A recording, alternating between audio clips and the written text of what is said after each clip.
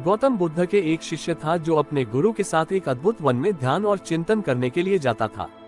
वह वन बहुत ही शांतिपूर्ण और प्राकृतिक सुंदरता से भरा हुआ था। शिष्य ने हमेशा यहाँ जाकर अपने अंतर्मन की शांति की खोज की और गौतम बुद्ध के उपदेशों का अनुसरण किया। एक दिन उसे वन में एक वृक्ष के नीचे एक कुआं मिला। वह कुआं बहुत ही सुंदर और पानी शुद्ध था। शिष्य ने कुआं के पास जाकर पानी पीने की कोशिश की, लेकिन वह उच्चता से नीचे नहीं झुक पा रहा था।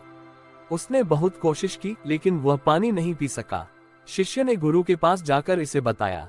गौतम बुद्ध ने मुस्कान के साथ कहा, शिष्य, तूने जो अनुभव किया है वह बहुत महत्वपूर्ण है। इसका अर्थ है कि हमें अपने अंतर्मन को उच्चता और अभिलाषाओं के बाधाओं से मुक्त करना होगा। जब हम उच्चता और अभिलाषाओं को छोड़ देते हैं तो हम प्राकृतिक शांति और आनंद का अनुभव कर सकते हैं। इस कहानी से हमें ये सीखने को मिलता है कि हमें अपने अंतर्मन को उच्चता और अभिलाषाओं के बाधाओं से मुक्त करना होगा ताकि हम प्राकृतिक शांति और स्थितिगत आनंद का अनुभव कर सकें। ये हमें सच्चे सुख की ओर ले जाता है जो भले ही अभिलाषाओं के बाहर हो, लेकिन उसका अनुभव हमें आनंदमय और संतुष्ट बनाता है। एक बार की बात है, गौतम बुद्ध अपने शिष्यों के साथ एक आरामदायक वन में ध्यान और चिंतन कर रहे थे। उनके साथ एक कबूतर भी उड़ रहा था। वह कबूतर आसमान में स्वतंत्रता से उड़ रहा था। उसकी ऊंचाई और छलांगे देखकर शिष्य भी आश्चर्य में थे। बुद्ध ने अपने शिष्यों से पूछा, क्या तुमने कबूतर के उड़ने की खासियत को ध्यान से देखा है? एक शिष्य ने कहा, हाँ गुरुदेव, कबूतर अत्यधिक स्वतंत्रता के साथ उड़ता है। उसकी ऊंचाई और छलांगे हमें उसकी स्वतंत्रता का प्रतीक दिखाती हैं। बुद्ध ने मुस्कान के साथ कहा, वास्तव में हम सभी कबूतर की तरह होते हैं। हमारे अंतर्मन में भी एक अद्वितीय स्वतंत्रता और उच्चता की भावना होती है जिसे हम स्वतंत्रता से अभिव्यक्त कर सकते हैं। लेकिन अक्सर हम अपनी मन की जेल में बंद रहते हैं जो हमें अपने विचारों और भावनाओं के बंधनों में बांध देती है। बुद्ध ने जारी रखा, हमें अपने अंतर्मन की स्वतंत्रता और उच्चता को पहचानना और स्वीकार करना चाहिए। हमें अपने विचारों और भावनाओं के बंधनों से मुक्त होकर अपनी स्वतंत्रता के साथ जीने की क्षमता को विकसित करनी चाहिए। इस कहानी से हमें ये सीखने को मिलता है कि हमें अपने अंतर्मन की स्वतंत्रता को पहचानना और स्वीकार करना चाहिए और उसे बंधनों से मुक्त करके अपनी स्वतंत्रता के साथ जीने का मार्ग चुनना चाहिए। यही हमें सच्चे और आनंदमय जीवन की दिशा में आगे बढ़ने की शक्ति देता है। एक दिन गौतम बुद्ध एक यात्रा कर रहे थे। उनके साथ उनके शिष्य भी थे। यात्रा के दौरान बुद्ध ने अपने शिष्यों से कहा, मन एक अशांति का स्रोत है। हमें अपने मन को शांत करना सीखना चाहिए। एक शिष्य ने पूछा, गुरुदेव, मन को शांत कैसे किया जा सकता है? बुद्ध ने उत्तर दिया, मन को शांत करने के लिए हमें उसे बस में बदलना होगा। बस में जैसे यात्री बाहरी दुनिया को देखते हैं बिना किसी आसक्ति या अपेक्षा के, वैसे ही हमें अपने मन को दृश्यों के साथ जुड़ने से मुक्त करना होगा। वे जारी रखते हैं, बस में यात्रा करते समय हम अपने मन को अनेक विचारों और चिंताओं के साथ जुड़ने की बजाय साक्षात्कार और ध्यान में लगा सकते हैं। हमें साक्षात्कार करना होगा कि हम अनित्यता के साथ जुड़े हुए हैं और हमें अपने मन को इस अनित्यता की पहचान के माध्यम से उसकी प्राकृतिक शांति की ओर ले जाना होगा। बुद्ध की यह कहानी हमें ये सिखाती है कि मन को शांत करने के लिए हमें अपने मन को बस में बदलने की आवश्यकता होती है। बस की तरह हमें दृश्यों और विचारों के साथ अपेक्षाओं के बिना जुड़ने की क्षमता विकसित करनी चाहिए ताकि हम स्थितिगत और शांतिपूर्ण ध्यान में लग सकें। एक बार गौतम बुद्ध एक चिड़िया के पास बैठे हुए थे। वह चिड़िया अपने घोंसले को तैयार कर रही थी। बुद्ध ने उससे पूछा, तुम अपने घोंसले को क्यों तैयार कर रही हो? चिड़िया ने उत्तर दिया, मैं अपने घर को तैयार कर रही हूँ ताकि मैं और मेरे बच्चे सुरक्षित और सुखी रह सकें। बुद्ध ने फिर पूछा, क्या तुम अपने बच्चों को कुछ और सिखाना चाहती हो? चिड़िया ने सोचा और कहा, हाँ, मैं चाहती हूँ कि मेरे बच्चे संवेदनशील हों और हर स्थिति में अपने लिए उपयुक्त सीखें। बुद्ध ने मुस्कान के साथ कहा, तुम्हारा उत्तर सच में अद्भुत है। चिड़िया ने अपने बच्चों को सुरक्षित और सुखी बनाने के साथ साथ संवेदनशीलता और सभी परिस्थितियों में सीखने की क्षमता भी सिखाई है। इस कहानी से हमें ये सीखने को मिलता है कि हमें अपने जीवन में सुरक्षा और सुख के साथ साथ संवेदनशीलता और सीखने की क्षमता भी अपनानी चाहिए। जीवन के हर पल में सीखने का एक अवसर होता है और हमें उसे समझने और अपने जीवन में लागू करने का प्रयास करना चाहिए। एक बार गौतम बुद्ध एक नदी के किनारे बैठे हुए ध्यान कर रहे थे। उनके शिष्यों ने पूछा, भगवान, नदी के पानी को देखकर हमें क्या सीखना चाहिए? बुद्ध ने उत्तर दिया, देखो, नदी का पानी हमें कुछ महत्वपूर्ण सबक सिखाता है। पहला सबक ये है कि जैसे नदी का पानी हमेशा आगे बढ़ता रहता है, वैसे ही हमें भी अपने जीवन में प्रगति करते रहना चाहिए। वे आगे कहते हैं, दूसरा सबक यह है कि जैसे नदी का पानी हर परिस्थिति में अपने मार्ग को ढूंढता है, वैसे ही हमें भी जीवन की हर परेशानी में संतुलन और समर्थ होना चाहिए। उन्होंने आगे कहा, तीसरा सबक यह है कि जैसे नदी का पानी हमेशा अपने रास्ते में आगे बढ़ता है, वैसे ही हमें भी अपने उद्देश्यों की ओर अग्रसर होना चाहिए, बिना किसी विघ्न या रुकावट के। इस कहानी से हमें ये सीखने को मिलता है कि जीवन में प्रगति के लिए हमें संघर्ष करते रहना चाहिए, हमेशा संतुलन और समर्थ में रहना चाहिए और अपने उद्देश्यों की ओर निरंतर बढ़ते रहना चाहिए। एक बार गौतम बुद्ध और उनके शिष्य एक भिखारी से मिले। वह भिखारी बहुत गरीब और दुखी था, लेकिन उसकी आत्मा में एक अद्वितीय शांति थी। उसने बुद्ध से कहा, मुझे सभी भूखा और गरीब देखते हैं, लेकिन मैं इतना खुश क्यों हूँ? बुद्ध ने मुस्कान के साथ कहा, तुम्हारी खुशी का रहस्य क्या है? भिखारी ने उत्तर दिया, मुझे समझ आ गया है कि धन और संपत्ति के बिना भी हम खुश और संतुष्ट रह सकते हैं। मैंने अपने मन को अपनी जरूरतों के बहुत परे लेकिन खुद को खुश और संतुष्ट महसूस करने में सिखाया है। बुद्ध ने इसको सुनकर कहा, तुमने एक महत्वपूर्ण सत्य को समझा है। धन और संपत्ति का होना या न होना हमारी खुशी को नहीं अधिक या कम करता है। असली सुख और आनंद अपने अंदर से आता है और वह वही खुशी है जो हम अपने अंदर पाते हैं। इस कहानी से हमें ये सीखने को मिलता है कि खुशी और संतुष्टि हमारे अंदर की शांति और संतुलन से आती है और धन और संपत्ति के प्राप्ति से यह सुख नहीं मिलता। ये हमें याद दिलाता है कि सच्ची खुशी और संतुष्टि अपने मन के साथ संबंधित है, न कि बाहरी वस्तुओं में। एक दिन एक व्यापारी बुद्ध के पास आया और उनसे अपनी परेशानियों का समाधान मांगा। व्यापारी ने कहा, भगवान, मेरे व्यापार में लाभ की कमी हो रही है। मैं संघर्ष में हूँ और अपने आप को हार मानने के करीब हूँ। बुद्ध ने व्यापारी को पूछा, तुम्हें व्यापार में क्या चाहिए? व्यापारी ने उत्तर दिया, मुझे अधिक लाभ चाहिए, मेरा व्यापार सफल हो। बुद्ध ने कहा, तुम्हें व्यापार में सफलता पाने के लिए अपने व्यवहार में बदलाव करना होगा। तुम्हें दया, सहानुभूति और ईमानदारी के साथ अपने व्यापार का प्रबंधन करना होगा। व्यापारी ने अपने विचारों को समझा और बुद्ध के सुझाव को मानते हुए अपने व्यवहार में परिवर्तन किया। उसने अपने ग्राहकों के लिए अधिक सेवा प्रदान की, उनकी समस्याओं को सुलझाने का प्रयास किया और उनके साथ ईमानदारी से व्यवहार किया। कुछ समय बाद उसका व्यापार सफल हो गया और उसने अधिक लाभ कमाना शुरू किया। व्यापारी ने बुद्ध का आभार व्यक्त किया और कहा, आपके उपदेशों ने मुझे नहीं सिखाया केवल व्यापार कैसे करें, बल्कि यह भी सिखाया कि कैसे दया, सहानुभूति और ईमानदारी से जीवन जीना चाहिए।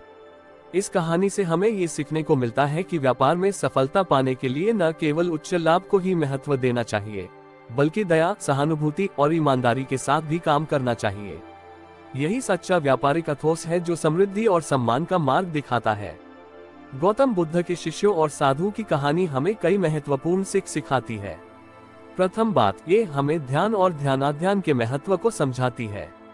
बुद्ध के शिष्य ध्यान और ध्यानाध्यान में लगे रहते थे, जबकि साधु ने भी आत्मा की खोज में अपना समय व्यतीत किया।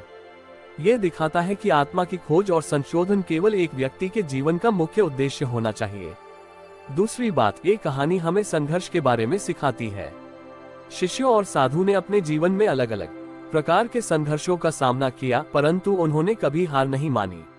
इससे हमें ये सीखने को मिलता है कि संघर्ष का सामना करना और उससे सीखना हमारे व्यक्तित्व को मजबूत बनाता है।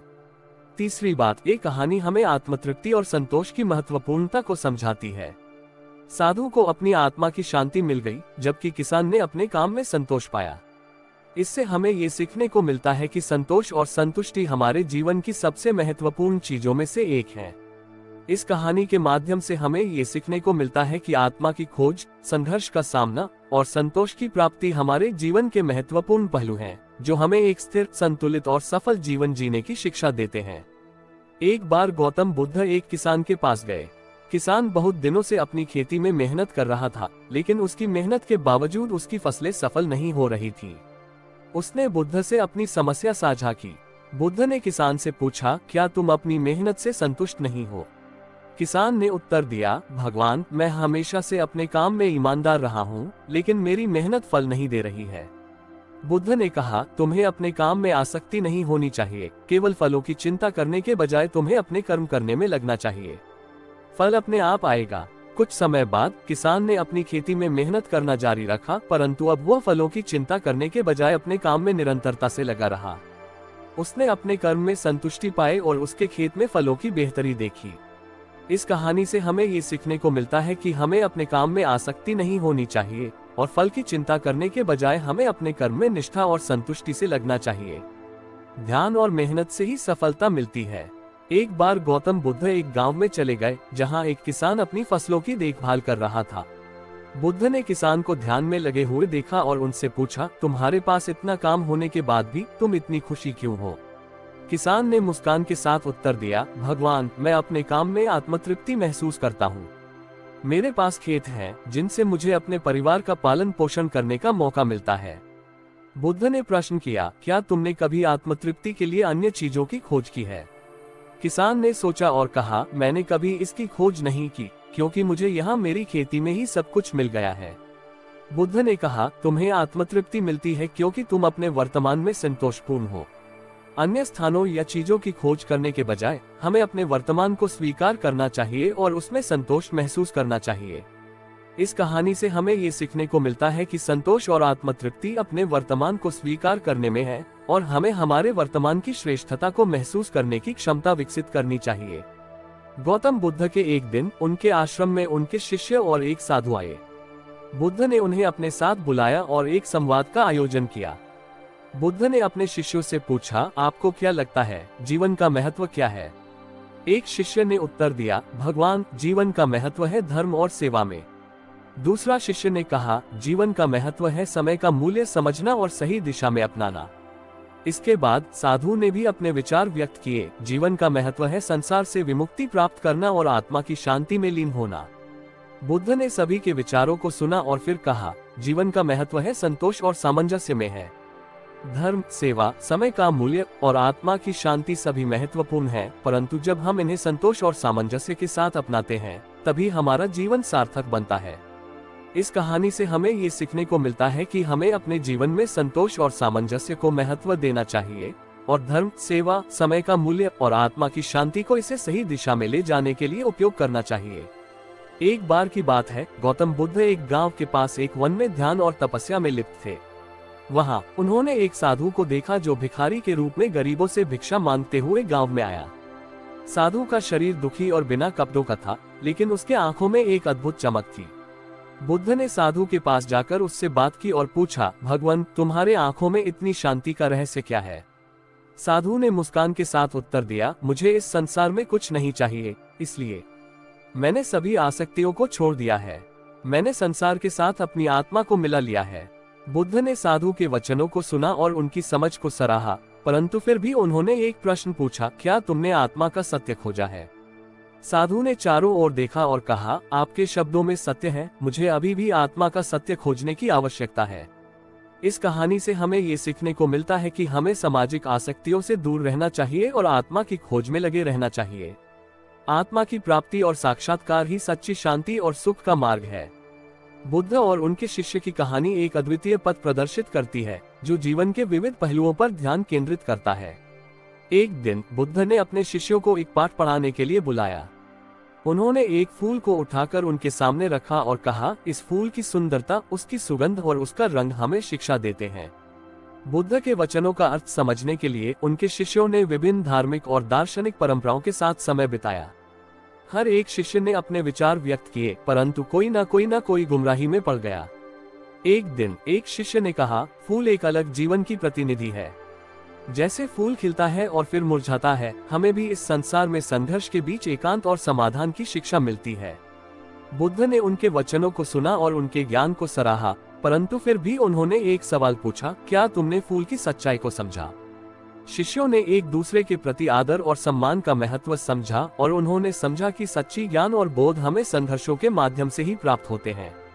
इस कहानी से हमें ये सीखने को मिलता है कि सच्चा ज्ञान और बोध केवल समय और संघर्ष के माध्यम से ही प्राप्त होते हैं और इसका महत्व हमें संघर्ष के दौरान ही समझा जाता है।